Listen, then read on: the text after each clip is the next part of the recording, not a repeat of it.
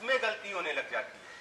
Ignore the patient. मैं generally patients को बोलता हूँ यूज करते हैं डोलोप्राजिल हो गया या इस ग्रुप के और भी ड्रग्स हैं।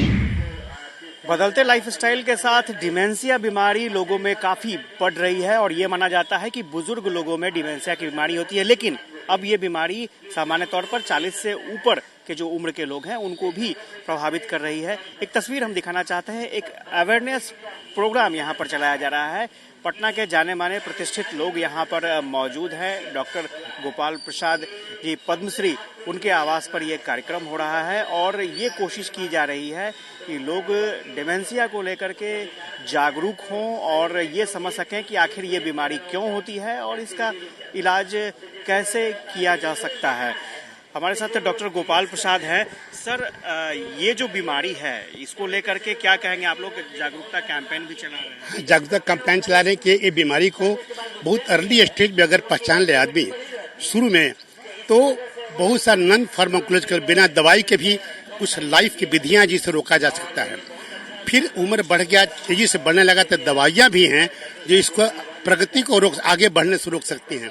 तो अवेयरनेस है कि इसको बहुत एजिंग एक उम्र बढ़ने की बीमारी नहीं समझा जाए, यह बीमारी है।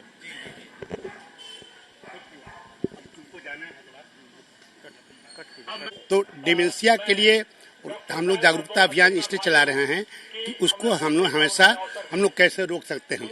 ये सौरभ कुमार जी का भाषण आज दिए हैं, ये बहुत यूजफुल रहा, क्योंकि उन्होंने बताया कि डिमेंशिया को सिर्फ एक एजिंग प्रोसेस नहीं समझा जाए। एज में होता है लेकिन कुछ लिमिटेड है, लेकिन आगे बढ़ने पर हम लोग विदाउट ड्रग और विथ ड्रग दोनों से कैसे रोक सकते हैं, बड़ी विस्तार से चर्चा की और जनता बहुत लाभान्वित थी।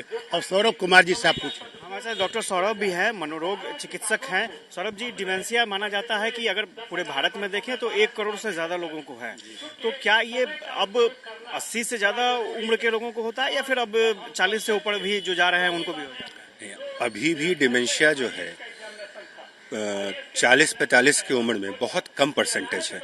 वो जनरली जेनेटिक फैमिलियल डिमेंशिया है, जो इसको फ्रंटोटेम्पोरल डिमेंशिया कहते हैं। 65 वर्ष तक भी बहुत अनकॉमन है, 5% से 10%। पर 65 वर्ष के बाद हर डेकेड के साथ 65 से 75 में 10% बढ़ जाएगा, 75 से 80 में 10% बढ़ जाएगा, 80 से 95 में 10% बढ़ जाएगा। तो 85 वर्ष से ऊपर के लोगों में कम से कम 50% लोगों को डिमेंशिया के रोग का शिकार होना पड़ता है। कैसे लोग बचेंगे, किस तरह से बच सकते हैं?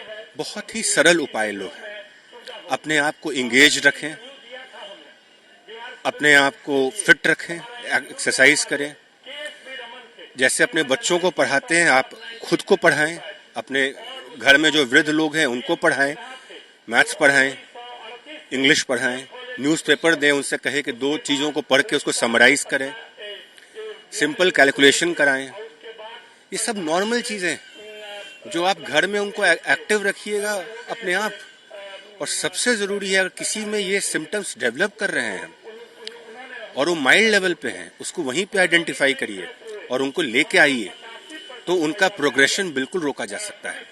और ये बहुत ही बड़ा इन्वेस्टमेंट होगा उनको आगे में, क्योंकि आगे में बहुत कष्ट होगा उनका केयर गिविंग में अगर डिमेंशिया डेवलप कर जाए तो।